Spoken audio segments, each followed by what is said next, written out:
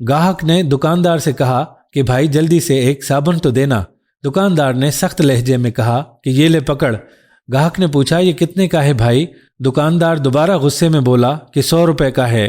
गाहक बोला भाई क्या बात कर रहे हो, पिछली दुकान वाला तो 80 रुपए का दे रहा है। दुकानदार चिल्लाया कि कोई 80 रुपए का नहीं है, पूरे 100 रुपए का है। गाहक कहने लगा कि यार हर कोई तो 80 रुपए का दे रहा है।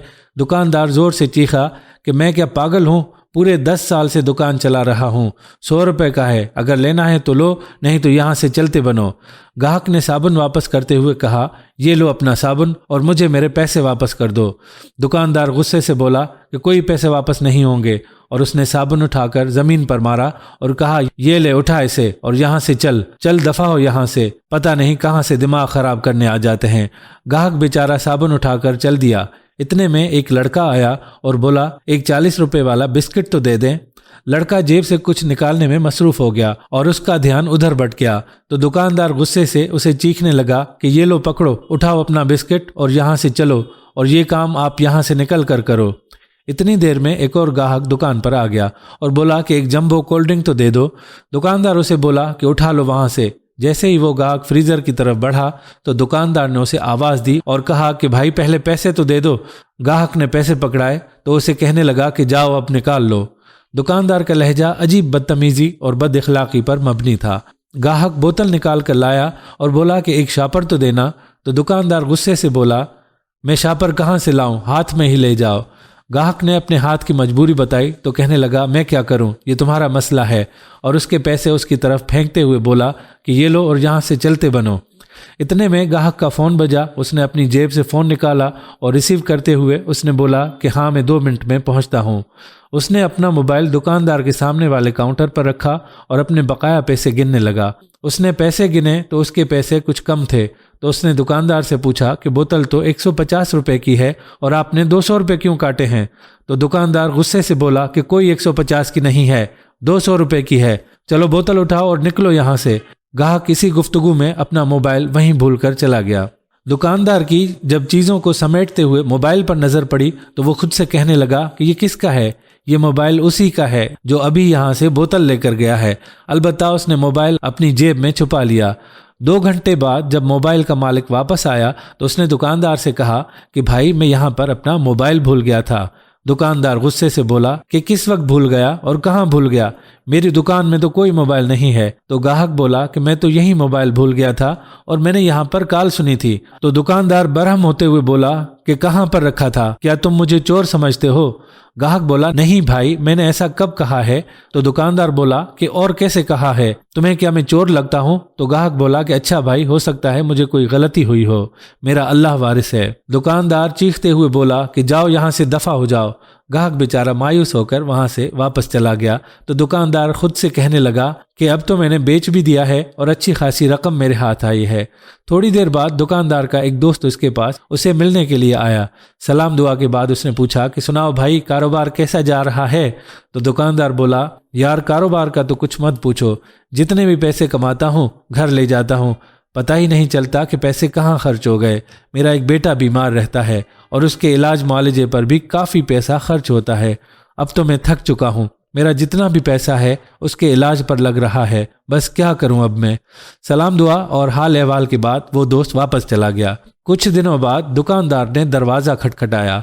अंदर से एक लड़का आया तो दुकानदार ने उसे कहा कि भाई, कुछ दिन पहले आप मेरी दुकान पर आए थे और वहां पर अपना मोबाइल भूल गए थे। तो वो लड़का बोला जी जी मुझे याद है।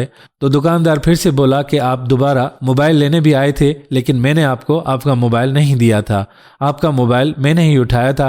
असल में मुझसे बहुत बड़ी गलती हुई है, मैंने उस मोबाइल को बेच दिया था, मैं बहुत शर्मिंदा हूँ। ये लें आप अपने मोबाइल के पैसे और मुझे माफ़ कर दें, मुझसे गलती हो गई थी।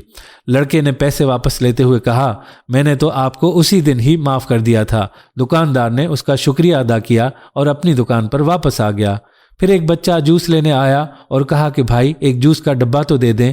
दुकानदार बड़ी खुश मिजाजी से बोला जी भाई मैं अभी लाता हूँ। जूस पकड़ाते हुए दुकानदार ग्राहक से उसका हाल चाल पूछने लगा और फिर उसने ग्राहक से पैसे लिए और उसको खुश अखलाकी से रुखसत किया।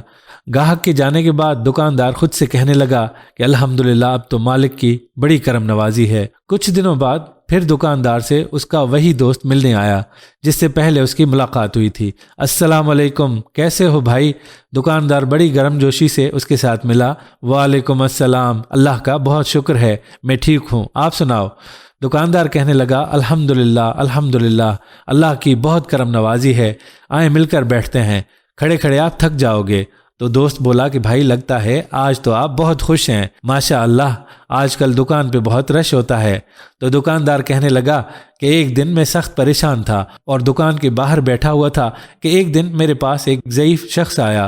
तो उन्होंने मुझसे पूछा कि बेटा, आप क्यों परेशान हैं? तो मैंने उनको अपनी सारी हकीकत बताई और कहा कि बाबा जी, मेरा एक बेटा है जो अक्सर बीमार रहता है, मेरे रिज़्क में बरकत नहीं है। ये सुनकर बाबा जी ने पूछा कि बेटा, आप लोगों के साथ किस लहजे में बात करते हो और आपका लोगों के साथ रवैया कैसा है?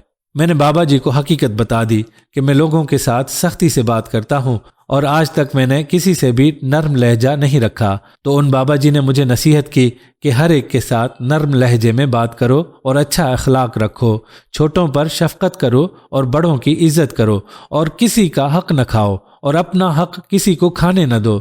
अगर तुम किसी के साथ अच्छा करोगे तो लोग भी तुम्हारे साथ अच्छा ही करेंगे, तो तुम्हारे साथ हमेशा अच्छा ही होगा। उस दिन के बाद से मैंने उन बाबा जी की बातों पर अमल किया।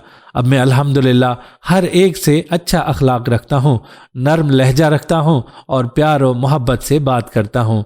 यकीन करो कि अब मेरे बेटे की तबीयत भी अच्छी है, वो सेहतमंद और तंदुरुस्त हो गया है और मेरा रिस्क भी काफ़ी कुशादा हो गया है।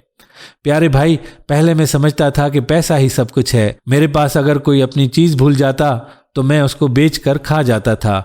समझता था कि मुझे कौन सा कोई देख रहा है, लेकिन हकीकत तो यह है कि मेरा अल्लाह तो देख रहा था ना।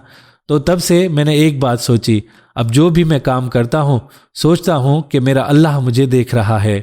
उस दिन से मेरे सारे काम अच्छे होने लग गए हैं और सही तरह से चल रहे हैं।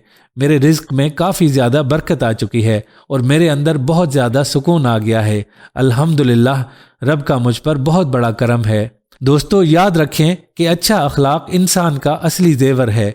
अच्छे अखलाक से न सिर्फ इंसान दूसरों का दिल जीत सकता है, बल्कि अखलाक आपकी ज़िंदगी में चैन, सुकून और इज़्ज़त का सबब बनता है। इसीलिए आज से अपने अखलाक को अच्छा बनाएं और फिर देखें कि आपकी ज़िंदगी में किस तरह से सुकून और बरकतें आती हैं। अल्लाह ताला हमें सीधे रास्ते पर चलने की तौफीक अता फरमाए, आमीन या रब्बल आलमीन। तो दोस्तों, ये थी हमारी आज की वीडियो। अगर आपको ये वीडियो पसंद आई है तो अपने दोस्तों के साथ ज़रूर शेयर करें।